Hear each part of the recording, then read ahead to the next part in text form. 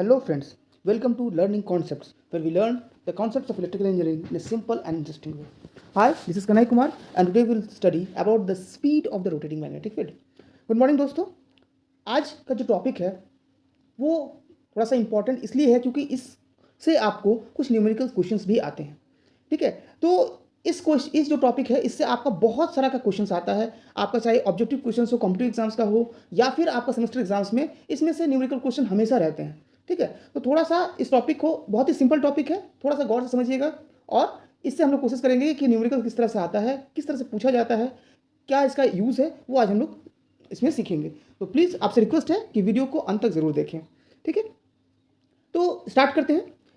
तो पिछले क्लासेस में हमने देखा था कि एक इंडक्शन मोटर में जब हम लोग पॉलीफेज सप्लाई देते हैं, आइदर 2 फेज या 3 फेज सप्लाई देते हैं, तो क्या होता है, एक रोटेटिंग मैग्नेटिक फील्ड या आरएमएफ आपका प्रोड्यूस होता है। और ये आरएमएफ क्या होता है, आपका रोटर के स्टेटर के एयर गैप में आपका रोटेट करता है। ठीक है, जिसकी वजह से क्या होता है, आपका रोटर में एक यूनिडायरेक्शनल टॉर्क प्रोड्यूस होता है। ठीक है, अगर हम बात करें किसी भी मोटर के टॉर्क की, तो वो दो चीज़ पे डिपेंड करता है। वो डिपेंड करता है फ्लक्स पे और आर्मेचर करंट पे। तो टॉर्क क्या होता है, वो डिपेंड करता है आपका फाई और आर्मेचर या रोटर करंट पे। ठीक है, तो जनरली किसी भी मशीन में जो फाई फ्लक्स होता है, ये क्या होता है, आपका कांस्टेंट होता है। तो टॉर्क जो होता है वो बेसिकली आपका डिपेंड करता है आर्मेचर करंट पे। ठीक है, और ये जो करंट है, अगर इस करंट की बात करें तो ये करंट आपका डिपेंड करता है, ये करंट डिपेंड करता है आपका कितना ईएमएफ इंड्यूस हुआ। ठीक है, और जो ईएमएफ इंड्यूस है that is given by the Faraday's law of magnetic induction, that is E is proportional to d phi by d t. That means आपका जो ईएमएफ इंड्यूस होगा किसी भी कंडक्टर में, वो डिपेंड करेगा दो चीज़ पे। एक होता है मैग्नीट्यूड ऑफ द फ्लक्स और दूसरा होता है the rate of change of flux. ठीक है, तो यहाँ पर अगर हम बात करें इंडक्शन मोटर की, तो इंडक्शन मोटर में जो हम सप्लाई दे रहे हैं स्टेटर में फील्ड, वो डिसाइड करता है कि फ्लक्स का मैग्नीट्यूड क्या है। लेकिन जो ईएमएफ आपका इंड्यूस होगा वो दूसरे फैक्टर पे भी डिपेंड करेगा कि आपका rate of change of flux क्या है, और वो डिपेंड करता है आपका स्पीड पे। और यहाँ पर स्पीड किसका होगा, आरएमएफ का, क्योंकि यहाँ पर रोटर कंडक्टर का रुका हुआ है। तो जितना स्पीड से आपका आरएमएफ रोटेट करेगा उतना ही ज़्यादा फ्लक्स कट होगा, उतना ही करंट होगा, उतना ही ज़्यादा आपका टॉर्क भी प्रोड्यूस होगा। ठीक है, और इसीलिए जो आरएमएफ प्रोड्यूस हो रहा है, इसका जो स्पीड है, इसका जो रोटेटिंग स्पीड है, ये जानना बहुत ज़रूरी होता है। और हमें ये भी जानना होगा कि ये जो स्पीड है, ये का नेचर कैसा है, क्या ये वेरिएबल है या कांस्टेंट है, और अगर ये कांस्टेंट है या वेरिएबल है तो ये किस किस फैक्टर पर डिपेंड करता है, क्या हम इसे अपने हिसाब से चेंज कर सकते हैं कि नहीं कर सकते हैं। ठीक है, क्योंकि इसी आरएमएफ की स्पीड पे आपका टॉर्क भी डिपेंडेंट है, और इसीलिए speed of the rotating magnetic field बहुत ज़्यादा इंपॉर्टेंट होता है।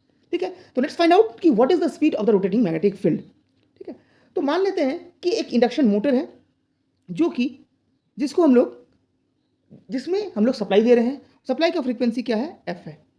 ठीक है, एफ क्या है, सप्लाई फ्रीक्वेंसी है, और वो जो इंडक्शन मोटर बना हुआ उसका नंबर ऑफ पोल्स क्या है, पी है। ठीक है, तो इस केस में जैसे ही हम सप्लाई दे रहे हैं with frequency F and with the number of poles P, तो मान लेते हैं जो आरएमएफ प्रोड्यूस हो रहा है उसका जो स्पीड है वो एन एस है। उसको क्या कहते हैं, एन एस मान लेते हैं। ठीक है, अभी जब एक कंप्लीट साइकिल कवर करेगा, मान लेते हैं कि जो ये आपका रोटेटिंग मैग्नेटिक फील्ड है, ये रोटेटिंग मैग्नेटिक फील्ड है, तो सिंस साइनसोइडल सप्लाई आप यूज़ कर रहे हैं, तो हर एक सप्लाई के बाद क्या होता है, आपका जो फील्ड प्रोड्यूस होगा वो भी साइनसोइडल होगा। तो अगर नॉर्थ पोल कट करता है तो उसमें पॉजिटिव साइकिल प्रोड्यूस होता है, तो साउथ पोल कट करने पे क्या बनेगा, आपका नेगेटिव साइकिल। मतलब एक कंप्लीट साइकिल बनाने के लिए आपको एक नॉर्थ और एक साउथ पोल, दैट मीन्स दो पोल्स की जरूरत है।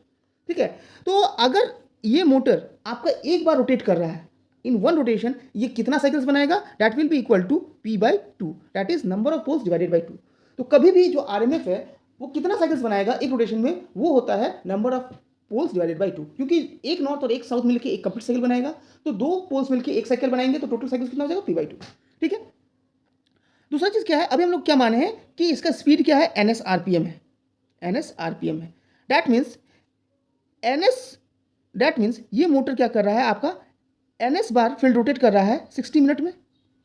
तो एक रोटेशन कितना मिनट में, 6 सेकंड में होगा, 60 बाई एनएस सेकंड में आपका एक रोटेशन होगा। ठीक है, 60 बाई एनएस सेकंड में एक रोटेशन होगा। ठीक है, अब अगर हम फ्रीक्वेंसी की बात करें, फ्रीक्वेंसी क्या होता है, फ्रीक्वेंसी होता है number of cycles by per unit time, यही होता है। तो यहाँ पर आपका नंबर ऑफ साइकिल्स कितना है, नंबर ऑफ साइकिल्स है आपका पी बाई टू, और टाइम कितना है आपका 60 बाई एन एस।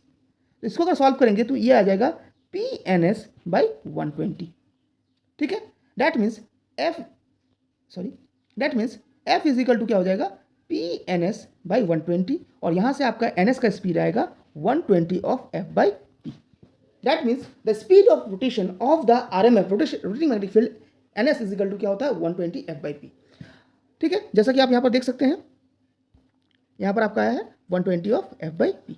ठीक है, अब अगर इस इक्वेशन को हम थोड़ा सा एनालाइज करते हैं तो क्या होता है, ये जो स्पीड है that is the speed of the R M F, ये डिपेंड करता है दो चीज़ पे, एक हो गया सप्लाई फ्रीक्वेंसी पे और दूसरा नंबर ऑफ पोल्स पे. और दोनों ही चीज़ जो होता है ये कांस्टेंट होता है. आप जो सप्लाई देते हैं साइनसॉइडल सप्लाई, उसका फ्रीक्वेंसी फिक्स होता है, और किसी भी मशीन का जो नंबर ऑफ पोल्स होता है वो कंस्ट्रक्शन पे डिपेंड करता है, वो रोटेशन में चेंज नहीं होता है. तो दोनों ही टर्म कांस्टेंट है, and that means the speed of the RMF is constant. RMF का स्पीड क्या होता है आपका कांस्टेंट होता है, और ये डिपेंड करता है सप्लाई फ्रीक्वेंसी और नंबर ऑफ पोल्स पे. और अगर हम इसको गौर से देखेंगे तो सप्लाई फ्रीक्वेंसी से डायरेक्टली प्रोपोर्शनल होता है, मतलब जितना फ्रीक्वेंसी बढ़ाएंगे उतना ही आरएमएफ का स्पीड बढ़ेगा, और इन्वर्सली प्रोपोर्शनल होता है नंबर ऑफ पोल्स से. दैट मीन्स जितना हम नंबर ऑफ पोल्स को इंक्रीज करेंगे उतना ही आरएमएफ आपका घटेगा. तो इसीलिए आपका जो आरएमएफ का स्पीड है, सिंस इट इज कांस्टेंट, इसीलिए इसका स्पेशल नाम दिया गया, और इसी को कहा गया आपका सिंक्रोनस स्पीड. इसको क्या कहा जाता है आपका सिंक्रोनस स्पीड. तो यहाँ पर देखिए, तो सिंक्रोनस स्पीड का डेफिनेशन क्या होता है, it is the speed at which the rotating magnetic field revolves. एक रोटेटिंग मैग्नेटिक फील्ड, किसी भी मशीन में जो रोटेटिंग मैग्नेटिक फील्ड होता है आरएमएफ होता है, वो जिस स्पीड से रोटेट करता है उसी को हम लोग क्या कहते हैं, सिंक्रोनस स्पीड कहते हैं. तो किसी भी पर्टिकुलर मशीन के लिए सिंक्रोनस स्पीड कांस्टेंट होता है. क्यों? क्योंकि मशीन को जब डिजाइन करते हैं तो उसका फ्रीक्वेंसी, कितना फ्रीक्वेंसी सप्लाई के लिए यूज करेंगे वो भी फिक्स होता है, और उसका नंबर ऑफ पोल्स भी फिक्स होता है, और इसीलिए सिंक्रोनस स्पीड भी कांस्टेंट होता है. तो किसी पर्टिकुलर मशीन के लिए आपका सिंक्रोनस स्पीड क्या होगा, कांस्टेंट होगा, और सिंक्रोनस स्पीड को कहेंगे the speed of the rotating magnetic field. Clear है? तो ये होता है आपका सिंक्रोनस स्पीड. ठीक है, नाउ अब यहाँ पर देखते हैं कि क्या क्वेश्चन आता है. तो इसमें क्या होता है, N S is equal to 120 F by P, ये फॉर्मूला आपका बहुत ही इंपॉर्टेंट है, और ये डिसाइड करता है कि इंडक्शन मोटर में का आरएमएफ का स्पीड कितना होगा, उसमें टॉर्क कितना प्रोड्यूस होगा. ठीक है, उसका आउटपुट कितना होगा, इसी पे डिपेंड करता है. तो अगर हमें मोटर का स्पीड को चेंज करना है तो हमें आरएमएफ का स्पीड को चेंज करना पड़ेगा, और आरएमएफ का स्पीड चेंज करने के लिए आपको फ्रीक्वेंसी और पोल्स से हम लोग चेंज कर सकते हैं. And that's why this formula is the deciding factor in the output of the induction motor. तो इसमें से छोटे छोटे न्यूमेरिकल प्रॉब्लम्स आपका आता है, सेमेस्टर एग्जाम हो या ऑब्जेक्टिव एग्जाम्स हो, हर जगह आता है कि अगर एक मोटर है, इतना पोल्स 4 पोल्स है, 50 हर्ट्ज का है, तो उसका सिंक्रोनस स्पीड क्या होगा. और अगर किसी तरह से इस तरह देता है कि एक 50 हर्ट्ज का सप्लाई है, और उस मोटर में अगर हमें स्पीड, सिंक्रोनस स्पीड हमें 1200 आरपीएम चाहिए, तो उसमें नंबर ऑफ पोल्स हमें कितना बनाना पड़ेगा. तो इस तरह से सिंपल क्वेश्चन इसमें से आते हैं, और हमेशा से रहे हैं, किसी भी एग्जाम्स में आपको 1-2 नंबर का क्वेश्चन इसमें से मिलता ही है. तो आप इस फॉर्मूला को जरूर गौर से देखिएगा. दूसरा क्या है, अब डायरेक्शन ऑफ रोटेशन, किस डायरेक्शन में रोटेट करता है.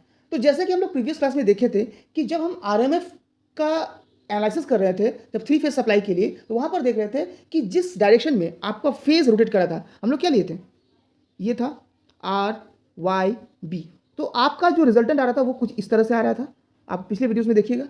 दैट मीन्स जिस सीक्वेंस में आपका फेज रोटेट कर रहा है उसी सीक्वेंस में आपका रिजल्टेंट फ्लक्स भी रोटेट कर रहा है, और जिस डायरेक्शन में रिजल्टेंट फ्लक्स होगा उसी डायरेक्शन में आपका टॉर्क होगा, और रोटर भी आपका उसी डायरेक्शन में रोटेट करेगा.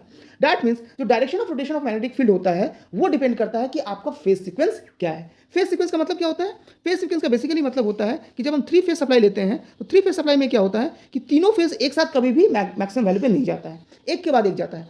तो हर एक फेज आर वाई बी किसके बाद कौन किस सीक्वेंस में आपका मैक्सिमम वैल्यू को अटेन कर रहा है, this is called the phase sequence.